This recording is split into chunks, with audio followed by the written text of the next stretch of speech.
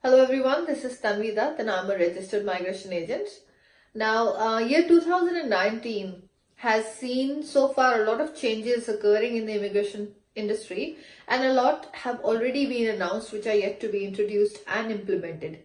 Now, this video focuses on giving you some idea on the new changes that are coming and when would they basically be coming in effect. So what I'll be doing is I'll starting with the three new subclasses of visas that have recently been announced, which will be replacing a few visas, and what are the conditions and requirements for those. So the first and the foremost that they have done is they're going to be ceasing visa 489, which used to be the regional sponsored visa or the family sponsored visa. Now that is going to be replaced by subclass 491. Now, under this subclass, you will be given a period of 5 years in which you would be required to be living in a regional area for 3 years. And you would also be required to be working in the regional area, to be working and earning a minimum income as well. Now, minimum income, the figure has not yet been announced. So, they have not given us an idea on how would they be calculating what the minimum income would be. Now, this subclass is, like I said, going to be replacing visa 489 and is going to be starting from 16th of November. Before that, everybody who is eligible for visa 489 and who gets an invitation under the subclass 489 would still be falling under the previous regulations, previous legislation, which is they will be given a 4-year visa, 2 year of requirement and 1 year of work requirement they have to meet, and then they'll be eligible under 887. But after 16th of November, that would be replaced by 491, leading to visa 191, which is going to be for PR. Now, the other change that has occurred in the subclasses is for the employer sponsor. Now, the employer-sponsored visa, which was earlier known as the RSMS visa, subclass 187, was a permanent residency visa. Now, what they have come across is a lot of cases where people used to get the visa. After getting the permanent residency, they used to stop their employment with the employer who had sponsored them. So what they've done is they've replaced it with the visa 494, and then that again is a provisional visa. Similar situation where you'd be required to work for your employer for a period of 3 years. And then that would also be leading to PR under subclass 191. Now, what you have to bear in mind is they're going to be very strict in monitoring the regional, particularly the regional condition where you're required to live in the regional area, where you're required to work in the regional area or work for your employer. 3-year condition, there is no way around it. There are some exclusion or specific cases, but they have not highlighted or specified on what grounds would those exceptions be implemented. So what you would be looking at is to get your PR under visa 191. Now, how would you be getting the PR under the subclass 191 is if you've held one of the two visas, which is visa 494 or visa 491, you've met the 3-year work and living condition, and you also have basically met the other conditions that were implemented on your visa. Now, there is one more thing that you would not be required to lodge any other visas such as visa 189 or 190 even if you get invited while you are in that 3-year period. So you have to have considered the fact that if you accept that particular invitation and get the visa subclass 491 or visa 494, you would be required to meet the mandatory requirement of living in the regional area and then the 3-year work requirement as well. The other change, and a very important change that has occurred, is in the points test calculation. Now, since I've been using the word regional so much in this, what immigration has done is, since these visas are focused on the regional areas, they've changed the definition, I'd say, in a layman's term for the regional area. Except for the 5 cities, which are Melbourne, Sydney, Brisbane, Perth and Gold Coast, all of Australia is considered as regional. So even cities like Adelaide, cities like Canberra, Hobart, Darwin, they're all considered in the regional category. So I believe that Adelaide has been a hotspot for a lot of people who were looking to explore their options in the regional area.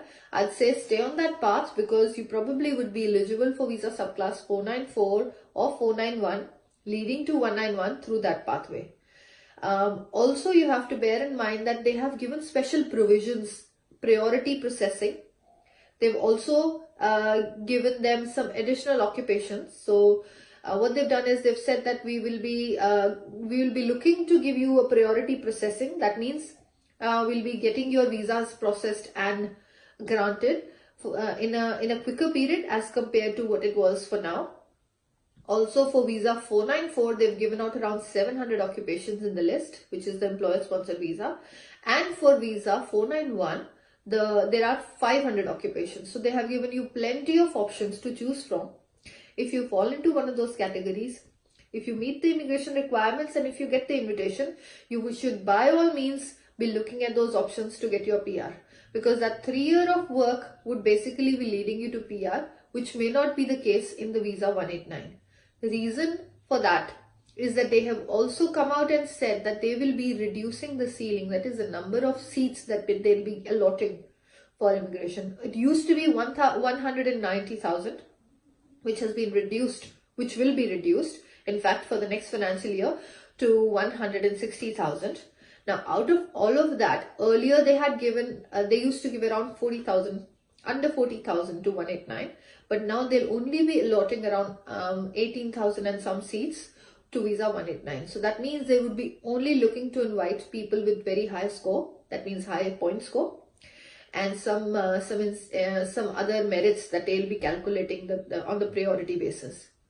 So I'd suggest, if you met me earlier, I keep saying that regional is one of the options that you should definitely explore, because even while staying in the regional area, you are not only opening another option for you, but your 189 option is still going if you are able to get invited. Before 16th of November, 489 is still active, and up to 16th of November it will be the case. If you get invited for visa 489 before 16th of November, you would still be getting your PR under the same procedure as it for now. The other major change that has happened, which is expected to happen and to be implemented on 16th of November, is in the points calculation. Now, there are some changes that have happened. A lot of things have stayed the same, but they have introduced some new things there. There are no changes in the age criteria. There are no changes in English criteria. There are no changes in qualifications, mainly qualifications criteria. NAATI is the same. Professional year is the same. Regional study points are the same. But the major changes that have happened will be coming in the people who are studying under the STEM category. That means science, technology, engineering and mathematics category. They used to get 5 points extra. But now under the new point system, they will be getting 10 additional points. So they'll be getting a total of 10 points for studying in one of the STEM categories. The other additional point score that is going to be affecting a lot of people, and that has been the talk of the town, is actually the partner points. I've been getting heaps of inquiries regarding that. Single applicants will be getting 10 points just for being single applicants, because they always used to basically lose the priority rank wise in the points wise, because the people who had spouse had an option where they could get additional points for their skills. So just for being the single applicant and getting your skills assessed, you will be able to get 10 points. For being able to get your partner points, now earlier the criteria was, or currently the criteria is that your partner should be meeting the age requirement, should have had an occupation in the same list, should have a skills assessment in that occupation, should have a score of 6 each. Only then they will be able to give you points, and that too only 5 points.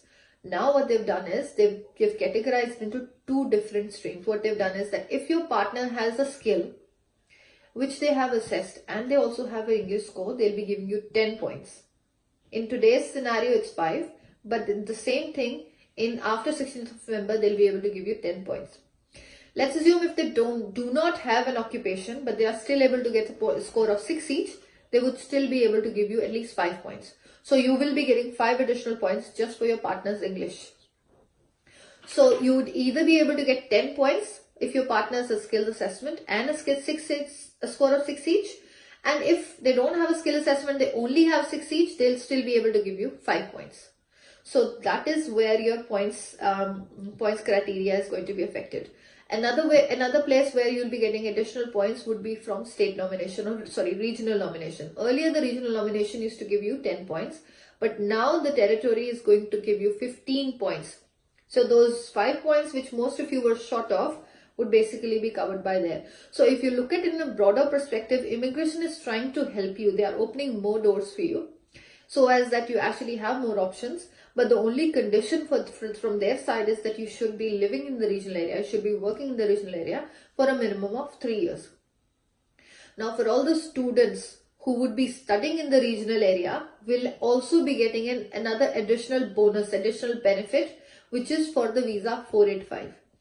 If you have lived and studied in the regional area after 16th of November, then you will be getting a 485 visa for a period of 3 years if you've studied bachelor's or master's. Now, for the people who are currently on their 485 visa, have already studied in regional area and lived in regional area, would not miss out on this. They will have an option to extend their visa by 1 year. So they would probably be given a provision where they can extend for that 1 additional year. So these are the major changes that would be affecting the immigration point score and the new subclasses that will be coming in effect by 16th of November. If you have any further questions, please feel free to contact me through Facebook. You can also come and see me at level 10, 14 Mason Street at Dandenong, Victoria. Or else you can also text me, or else you can book in a phone appointment and I'll be able to assist you further in your specific situation. For now, thank you.